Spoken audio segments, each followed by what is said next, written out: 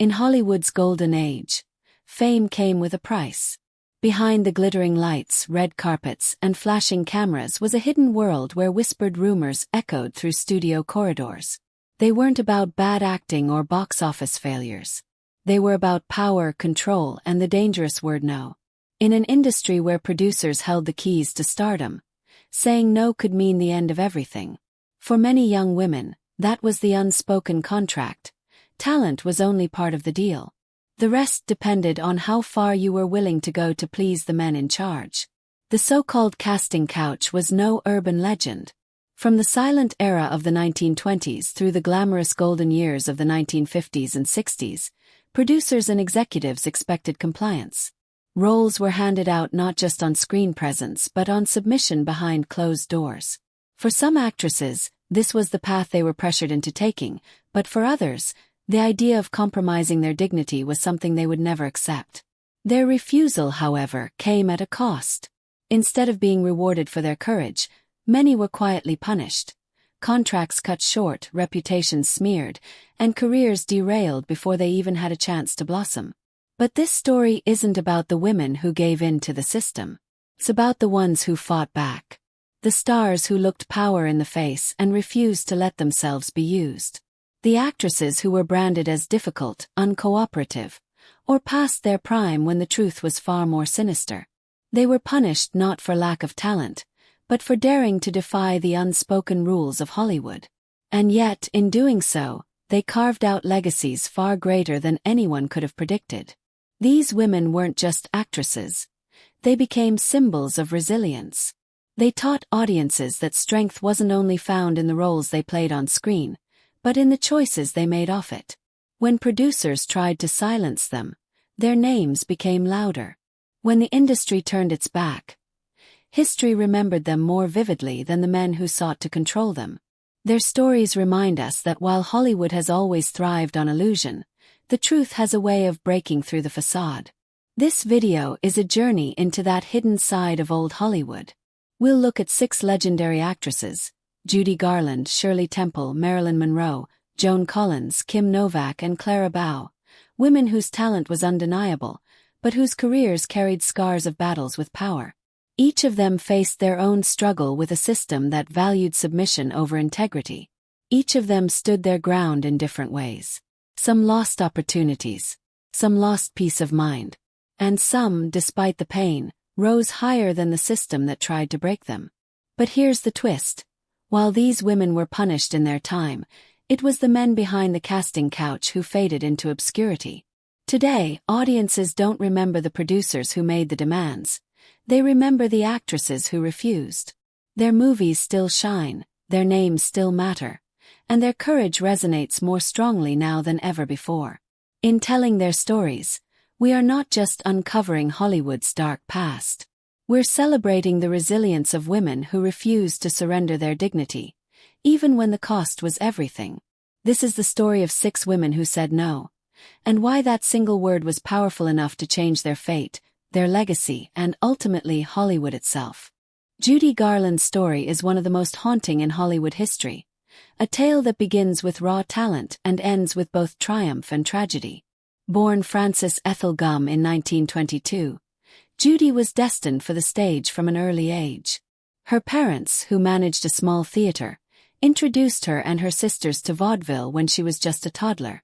Audiences were mesmerized by her voice, a sound so powerful and emotive that it seemed impossible it came from such a small child. Even before she could understand the weight of fame, she was already being molded by it. Her real break came when she was signed by MGM in 1935 at the age of just 13. The studio saw her as a diamond in the rough, a girl with enormous potential but not the conventional Hollywood looks. While many of her peers were cast as glamorous starlets, Judy was positioned as the girl next door, with a voice that could melt hearts. MGM recognized that her gift was unlike anything else in the industry. In a world obsessed with beauty and perfection, Judy's voice became her weapon, her way into the hearts of millions. It was this talent that propelled her toward her most iconic role, Dorothy in The Wizard of Oz. The film, released in 1939, forever etched Judy Garland into Hollywood's history. Singing Over the Rainbow, she wasn't just portraying a character longing for a better world. She was channeling her own yearning for freedom, even at that young age. The song became her anthem, and she became America's sweetheart almost overnight. Children idolized her, adults adored her, and Hollywood basked in the glow of a new star. But beneath the Technicolor dream lay a reality much darker than any movie could show. MGM's control over Judy was absolute. They decided what she wore, how she looked, what she ate, even when she slept. To keep her thin, they forced her onto strict diets, often leaving her hungry and exhausted. Studio doctors supplied her with pills to suppress her appetite, pills to give her energy, and more pills to help her sleep when her body rebelled. It was a vicious cycle of chemical dependence created not out of medical necessity, but out of the studio's obsession with controlling their stars. She was still a teenager, yet her life was being run like a business. The pressure was relentless. Judy was constantly reminded that she didn't fit Hollywood's idea of beauty. Executives mocked her weight, calling her fat little pig in pigtails. She was pushed to work grueling hours, performing in back-to-back films with no regard for her health. And when she showed signs of breaking down, the solution wasn't compassion. It was more pills, more control, more manipulation. In private, she began to push back. Stories of her clashes with producers began to circulate, fueled by her refusal to conform to every expectation. She wanted to be treated as more than a commodity, more than a product to be sold at the box office. Her resistance, however, came at a cost. Hollywood didn't reward actresses who fought back. It punished them. Judy began to lose roles, not because her talent had faded, but because she was branded as difficult. Producers whispered about her unreliability, and opportunities slowly slipped away. She was trapped in a cycle, too famous to be ignored, yet too defiant to be trusted. Every time she stood her ground, the industry found ways to remind her of its power. Despite the setbacks, Judy's voice remained her shield and her sword. She reinvented herself as a concert performer, delivering emotional, unforgettable live performances that captivated audiences around the world. Her concerts at Carnegie Hall became legendary, earning her the title of the world's greatest entertainer. She was raw, vulnerable, and deeply human on stage, pouring her pain and passion into every note. While Hollywood may have tried to diminish her, audiences could never forget the magic she created with a single song. Her personal life was a battlefield of its own. Multiple marriages, financial struggles, and the lingering effects of the studio's manipulation weighed heavily on her. Yet even in her darkest moments, Judy Garland's resilience shone through. She never fully escaped the scars left by MGM's control, but she never surrendered the essence of who she was, a woman with a voice so powerful it could move an entire theater to tears. Today, Judy Garland is remembered not just as Dorothy, not just as a troubled star, but as one of the greatest voices of all time.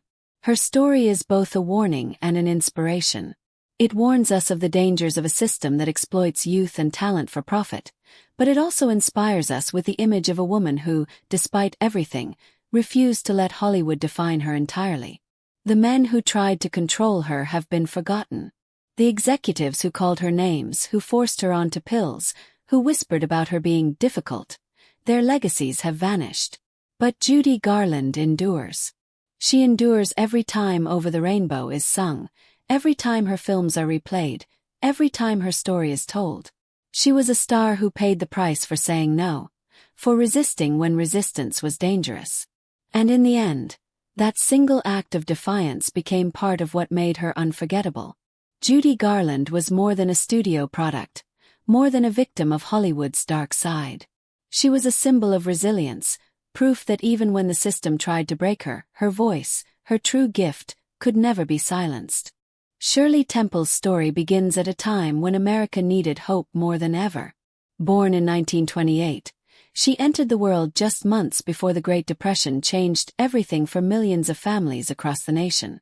In the darkest days of economic despair, when breadlines stretched down city blocks and families struggled to survive, Shirley appeared on screen as a burst of light. With her bouncing curls, infectious smile, and bright songs, she became a symbol of optimism. For audiences desperate for escape, she was nothing short of a miracle. Her films like Bright Eyes, Curly Top, and Heidi drew millions into theaters, offering joy and laughter at a time when those emotions were scarce. Shirley Temple wasn't just an actress. She was America's sweetheart, a child who carried the weight of a nation's hope on her small shoulders.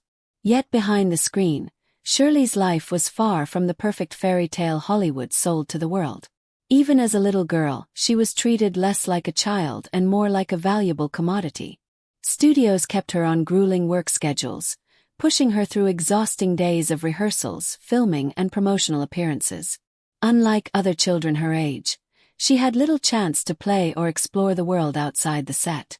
And while her roles projected innocence, behind the scenes she was constantly exposed to an adult world filled with ambition, greed, and in some cases exploitation. As Shirley herself later revealed in her autobiography, not all of her encounters with Hollywood's powerful men were innocent. One of the most shocking incidents occurred when she was just 12 years old and under contract with MGM. During a meeting with a producer, instead of discussing her career, he exposed himself to her. In her memoirs, Shirley described her reaction not with outrage, but with laughter, an instinctive defense from a child who couldn't quite process what had just happened. That laughter angered the producer, and while Shirley escaped the room unharmed physically, the incident marked a turning point in her relationship with the studio. She had, in a sense, refused to play along with the unspoken rules of power, and it would not be without consequence. MGM's disappointment in her only grew. Shirley had been a massive success at 20th Century Fox earlier in her career, but as she grew older, the charm of her childhood persona began to fade. The innocence that once sold millions of tickets could not last forever. Hollywood, however, was not ready to accept her as a teenager or young woman. When she resisted attempts to mold her into something she wasn't, when she laughed in the face of that producer's misconduct, it was easier for the studio to quietly cut ties than to continue building her career. Her contract with MGM fizzled, her opportunities dwindled, and for the first time since she could remember, Shirley Temple was out of the Hollywood spotlight. But Shirley Temple was more than just a child star. Instead of being destroyed by the industry that once exploited her, she reinvented herself in ways few could have predicted. By her late teens, she stepped away from film altogether. For many former child actors, the story ends there. Fame fading into obscurity, lives crumbling under the weight of early exploitation. But Shirley's second act was just beginning. In her adult life, Shirley Temple embraced public service with the same determination that once made her the face of Hollywood. She entered politics not as a symbolic figure, but as a serious, dedicated diplomat. Under her married name, Shirley Temple Black, she took on roles that demanded intelligence, negotiation skills, and resilience. She served as U.S. ambassador to Ghana in the 1970s, navigating a complex period of Cold War politics in Africa. Later, she became U.S. ambassador to Czechoslovakia, representing American interests during one of the most transformative moments in European history, the fall of communism. She also worked as the U.S. Chief of Protocol, overseeing diplomatic matters in Washington with grace and authority. The girl who once danced with Bill Bojangles Robinson on screen had grown into a woman who danced with world leaders in real life, wielding influence not through song and smile, but through policy and diplomacy. She proved that her worth went far beyond Hollywood's casting calls. And perhaps most importantly, she showed the world that even those whom Hollywood tried to discard could build new identities and legacies outside its grasp. There's a plot twist in Shirley Temple's story that makes it even more powerful. The very system that tried to exploit her, that discarded her when she refused to comply, inadvertently forged the strength that made her an extraordinary diplomat. Instead of being remembered as just another child star who faded away, she became a symbol of transformation, showing that resilience and reinvention were possible even after Hollywood turned its back. Her life's arc is unique. From a child star who gave joy to millions during the Great Depression, to a young girl who faced harassment behind the scenes, to a woman who left entertainment entirely to serve her country on the global stage. Shirley Temple's story is not one of tragedy, but of triumph. She didn't let Hollywood define her. she defined herself. And in doing so, she left a legacy that stretched far beyond the screen. Today, when people remember Shirley Temple, they remember not just the dimples and curls, but the courage it took to grow up in an industry that often swallowed children whole. They remember a woman who laughed at a predator, who refused to bend to Hollywood's dark undercurrents, and who emerged stronger than anyone could have expected. Hollywood may have tried to use her, but Shirley Temple used her experiences to become one of the most respected American women of her time. Marilyn Monroe's story begins long before the world ever knew her name. Born Norma Jean Mortensen in 1926, her childhood was a struggle marked by instability, foster homes, and longing for a sense of belonging. With no famous family to protect her and no wealth to cushion her, Norma Jean was just another vulnerable young woman in Los Angeles trying to survive. Yet even in those early years she carried a spark. Modeling jobs opened the door to the entertainment world, where her beauty, charm, and vulnerability made her stand out. She had the kind of screen presence that couldn't be taught. But in Hollywood, talent was never enough. Norma Jean would soon learn that to become Marilyn Monroe, she had to navigate an industry built on exploitation. Her rise to stardom was swift but not without cost. By the early 1950s, she was cast in roles that made her one of Hollywood's most bankable stars. Films like Gentlemen Prefer Blondes and The 7-Year Itch turned her into the ultimate sex symbol, with her image splashed across magazines and billboards worldwide. In 1959, Some Like It Hot cemented her as more than just a beauty. She was a brilliant comedic actress with impeccable timing. To audiences, Marilyn Monroe embodied glamour, fun, and desire. But behind the glittering image was a woman aware of how she was being used. Studios typecast her as the dumb blonde, a character she played so well that the world often forgot she was acting. Marilyn herself was never naive about what was happening. In interviews, she openly spoke about the so-called Hollywood sexual barter system, admitting that young women were expected to trade favors to get ahead. She once quipped that she wasn't the first girl to be told by a producer to be nice if you want the part, and she certainly wouldn't be the last. Unlike many, however, she dared to talk about it publicly, hinting at the ugly truths the industry wanted to hide. Her honesty shocked the press and challenged the carefully constructed illusions of Hollywood. By acknowledging what others denied, Marilyn was already showing signs of rebellion. That rebellion took its boldest form in 1954 when she founded Marilyn Monroe Productions. This was no small act. At the time, the studio system held complete control over actors, locking them into restrictive contracts that dictated not only the roles they played but how they lived their lives. For a woman, especially one known for her beauty rather than her power, to break free from that system was unheard of. Marilyn was determined to control her career, to choose roles that challenged her rather than reduce her to a stereotype. It was a move that rattled Hollywood's foundations. The backlash was immediate. Studios, threatened by her independence, tried to blacklist her, labeling her as difficult and unreliable. Stories were planted in the press about her being late on set, about her unpredictability, about her lack of professionalism. These rumors weren't just about her behavior. They were weapons designed to discredit her rebellion. Marilyn was fighting not only for better roles but for respect, and in doing so, she became a target of the very system that had once elevated her. Yet she didn't crumble under the weight of their opposition. With her own production company, she secured roles in films like Bus Stop that allowed her to showcase her dramatic range. Critics who once dismissed her began to acknowledge her depth as an actress. Marilyn Monroe, once written off as a one-dimensional sex symbol, was proving she was far more than the fantasy Hollywood wanted her to be. She was rewriting her own narrative. Her personal life was tumultuous. Marriages to baseball legend Joe DiMaggio and playwright Arthur Miller kept her in the headlines, while her struggles with mental health and addiction revealed the darker side of fame. But even in her struggles, Marilyn symbolized something larger than herself.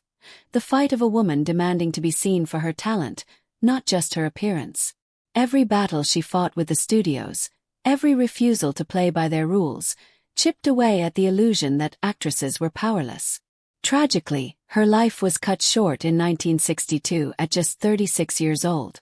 officially ruled as a probable suicide. Her death only deepened the legend. The world mourned not just the loss of a glamorous star but of a woman whose potential was never fully realized. Yet in death, Marilyn Monroe became more powerful than she ever was in life. She was transformed from exploited starlet into an enduring feminist symbol of independence and defiance. She showed that even in the most controlling system, a woman could rise, resist, and claim ownership of her identity. Today, Marilyn Monroe is remembered not just for her iconic roles or her beauty, but for her courage to challenge the Hollywood machine. Her laughter in Some Like It Hot, her vulnerability in Bus Stop, and her haunting rendition of Happy Birthday to President Kennedy are frozen in time. But beyond those images lies a deeper legacy. The story of a woman who refused to let herself be defined solely by men's expectations. She fought, in her own way, for control in an industry built to strip women of it. The producers who dismissed her, the studios that tried to blacklist her, they are footnotes in history. Marilyn Monroe, the woman they tried to contain, is eternal. She was more than a sex symbol. She was a fighter, an artist, and a pioneer who proved that saying no to Hollywood's exploitation could be the most powerful act of all.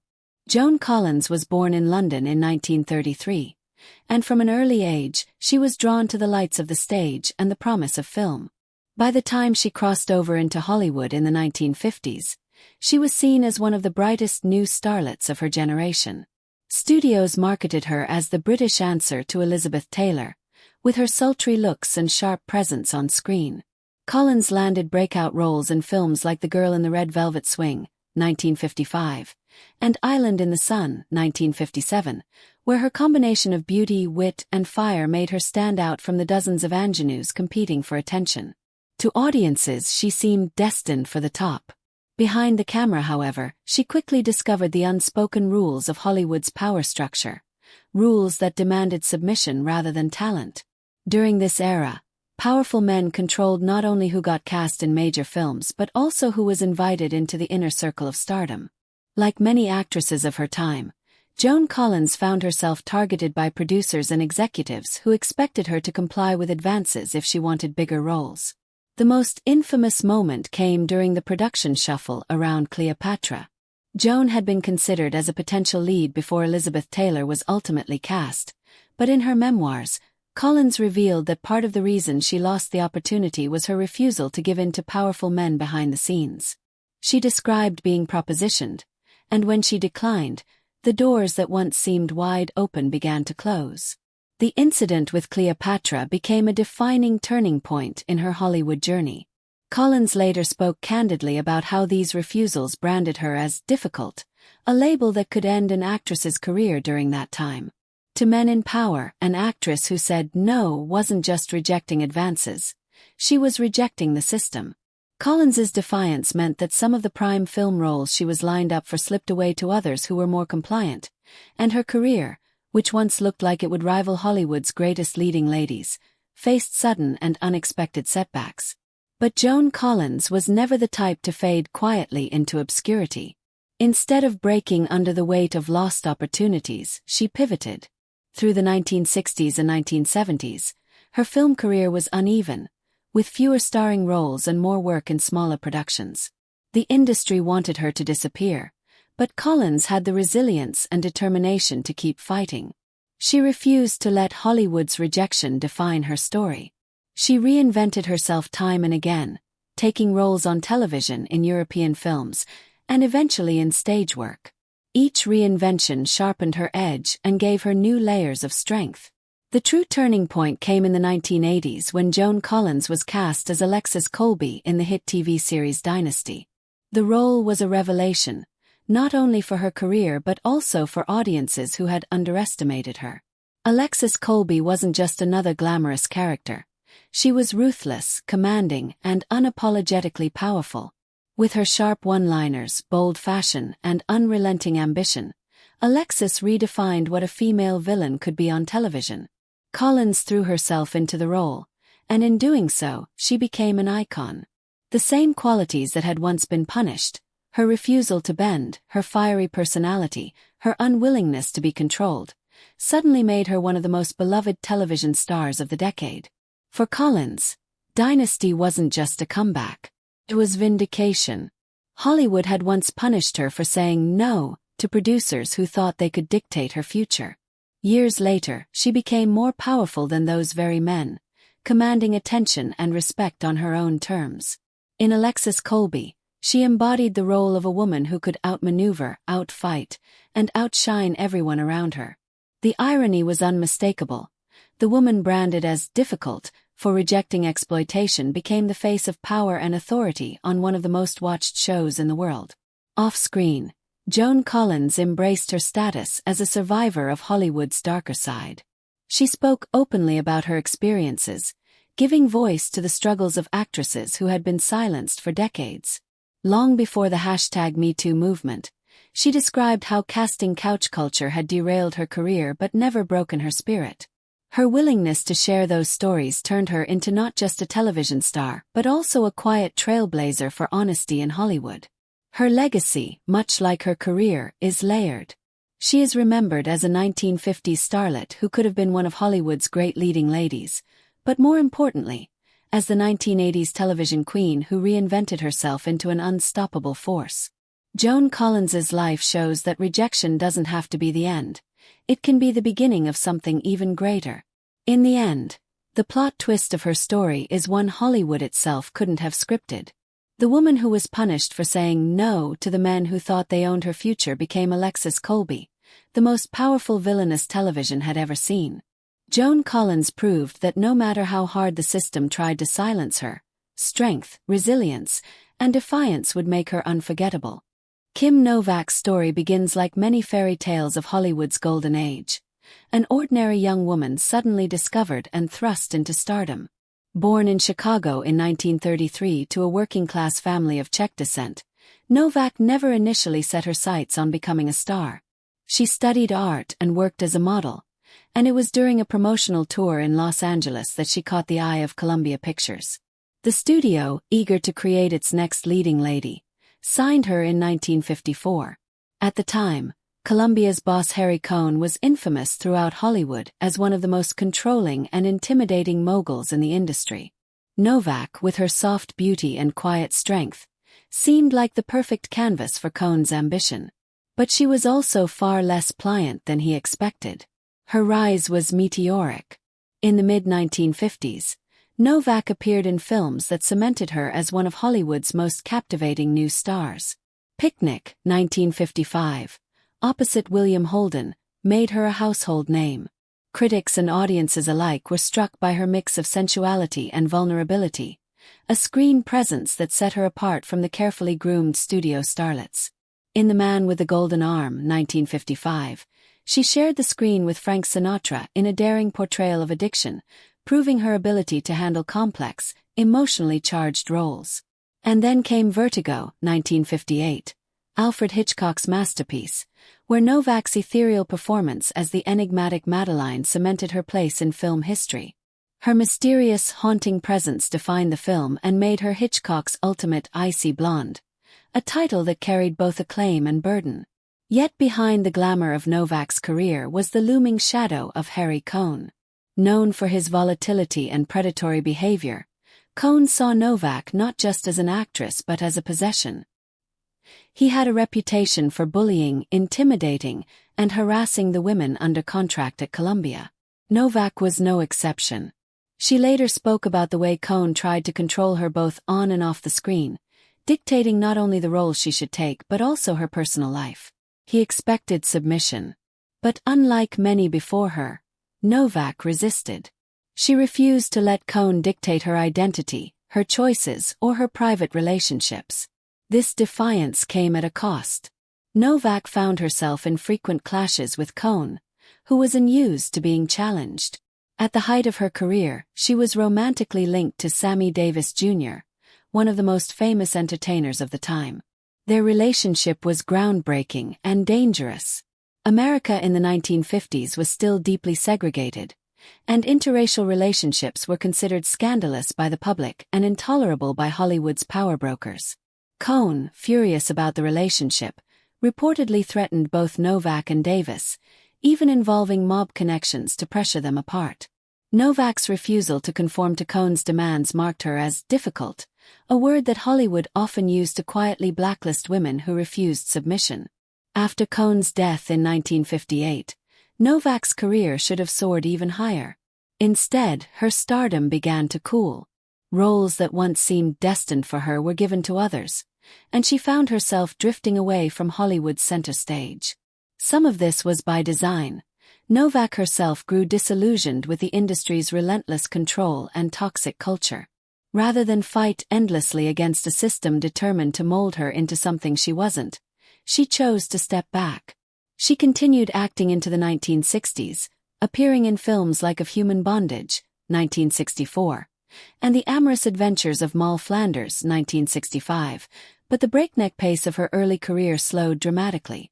By the 1970s, Novak had retreated from the Hollywood spotlight almost entirely. She chose a quieter, more authentic life, far removed from the pressures of the studio system. She pursued her love of painting and found happiness in Oregon, where she lived surrounded by nature. Unlike many of her contemporaries who fought desperately to cling to stardom, Novak let go willingly, trading fame for peace. She later reflected that leaving Hollywood was not a loss but a liberation.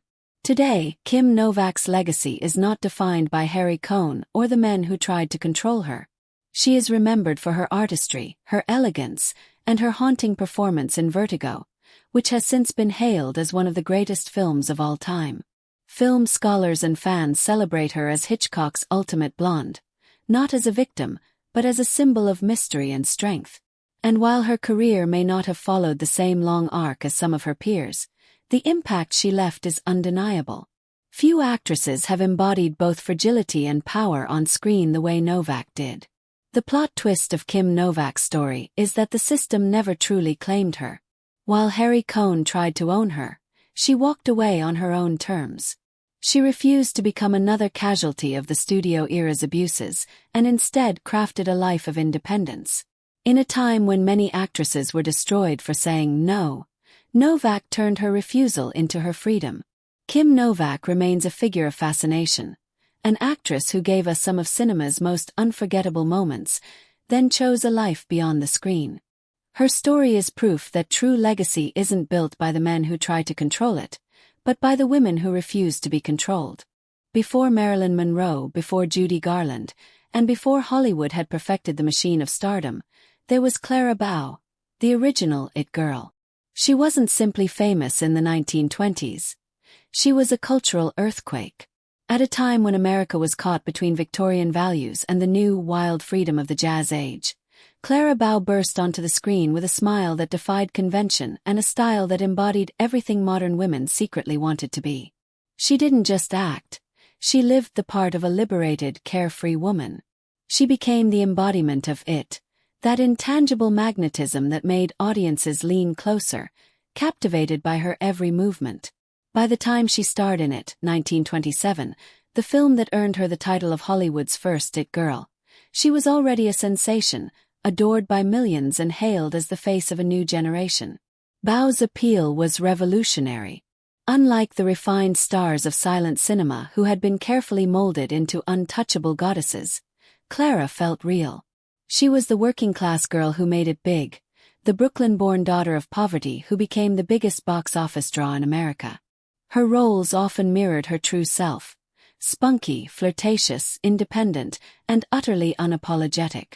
In films like Mantrap, 1926, and It, she gave audiences a character who was playful yet determined, sexy but never submissive. She captured the spirit of the flapper, short skirts, bobbed hair, and a refusal to bow to outdated traditions. Millions of women across the country saw Clara Bow and felt permission to embrace their own independence. But as powerful as her image was, Hollywood itself was not ready for a woman like Clara Bow. The industry, still dominated by powerful male producers and moral watchdogs, found her both useful and threatening. They loved her ability to draw audiences but hated her refusal to conform. She didn't care for studio rules, didn't polish her accent, and lived with a wildness that matched her screen roles. Off-screen, Bow enjoyed parties, spoke her mind, and surrounded herself with friends outside the Hollywood elite, behavior that infuriated the industry's gatekeepers. The backlash began as whispers and quickly grew into tabloid firestorms. Gossip columnists, funded and fed by studio heads, targeted Bow relentlessly. She was accused of scandal after scandal, affairs with co-stars, inappropriate behavior, even cruel rumors about her private life that were designed to tarnish her reputation. Unlike many actresses of the time who submitted to the casting couch and played the obedient starlet, Bow resisted control. She wanted to act on her own terms, and she said no when others expected her silence. Hollywood punished her for it. The tabloids, often acting as enforcers for powerful men, painted her as reckless and immoral. One smear campaign accused her of inappropriate behavior with members of her staff. Another falsely tied her to lurid scandals that never happened. The attacks were not just gossip. They were weapons meant to break her career. And they worked. By the early 1930s, as the silent era gave way to talkies, Clara Bow found herself blacklisted, branded too difficult and too wild to fit into the polished image the studios wanted to sell. The irony was that Clara's voice was fine for sound films. She successfully transitioned with pictures like Call Her Savage, 1932, where her performance was praised. But the damage to her reputation was too severe. Studios grew reluctant to cast her, fearing backlash, and the endless gossip took a toll on her mental health. Tired of being targeted and unwilling to play Hollywood's brutal game any longer, Clara Bow made a decision that shocked her fans. She walked away. At just 28 years old, Clara Bow retired from acting. She left the spotlight not because audiences no longer loved her, but because Hollywood had made it impossible for her to thrive. She married actor Rex Bell, settled in Nevada, and chose a quiet life far removed from the industry that had once worshipped her. Together they raised 2 children, and Bow focused on her family, though the scars of her Hollywood years never fully faded. She struggled with her mental health, battling the trauma of her difficult childhood and the cruelty of the smear campaigns that had nearly destroyed her. Yet in her own way, her retreat from fame was an act of defiance. She chose her well-being and her family over a system that demanded her submission. Clara Bow's legacy is as complicated as it is groundbreaking. She was the first woman in Hollywood to truly embody female independence on screen, long before the feminist movements of later decades. She represented freedom at a time when women were expected to be modest, obedient, and restrained. And although the industry tried to erase her by branding her scandalous, audiences never forgot her. Her films remain classics, her screen presence still electric nearly a century later. The plot twist of Clara Bow's story is that the very thing Hollywood tried to use against her, her independence, became the core of her enduring legend. She may have retired young, but she remains immortal as the original It Girl, the woman who showed the world that charisma, confidence, and authenticity could be more powerful than any studio's control. She didn't just belong to Hollywood's golden age. She defined it. Today, Clara Bow is remembered not as a victim of gossip, but as a trailblazer who lived by her own rules. In an industry that devoured so many women, she refused to let herself be consumed. And though her time in the spotlight was brief, her flame burned so brightly that it continues to light the path for every actress who dares to say no. In Hollywood's golden age, silence was a currency, and submission was expected. The 6 women whose stories we've explored refused to pay that price. Judy Garland, Shirley Temple, Marilyn Monroe, Joan Collins, Kim Novak, and Clara Bow each faced the unspoken rules of the industry. Rules that demanded obedience, compliance, and compromise. Instead, they chose dignity over deals, authenticity over exploitation, and strength over silence. Their choices cost them dearly. For Judy Garland, it meant a life of constant battles against a system that both made her a star and stripped away her control. Shirley Temple, the innocent child who symbolized hope during the Depression, faced the ugliness of Hollywood far too young, only to reinvent herself as a respected diplomat later. Marilyn Monroe, perhaps the most iconic actress of all time, was brave enough to admit publicly that Hollywood ran on a sexual barter system, and then dared to rebel against it by creating her own production company. Joan Collins endured being branded difficult for rejecting advances, only to return in triumph years later as one of television's fiercest icons. Kim Novak's refusal to be controlled by Columbia's Harry Cohn slowed her career, but she refused to be remembered as anyone's victim. She became Hitchcock's immortal muse. And Clara Bow, Hollywood's first it girl, endured smear campaigns and character assassination, walking away from the spotlight rather than submit to its cruelty. Each woman lost something. Roles were taken away. Contracts were cancelled. Their reputations were tarnished by whispers, gossip, and carefully planted rumors. Some struggled with lifelong emotional scars, carrying the weight of rejection and betrayal from an industry they helped build. And yet, when we look back today, their so-called defiance is exactly what defines their legacy. The men who tried to silence them have faded into footnotes. The women who refused remain cultural giants. The great irony, the plot twist history loves most, is that their punishments turned into their power. By refusing to bend, they created narratives larger than any role they might have played.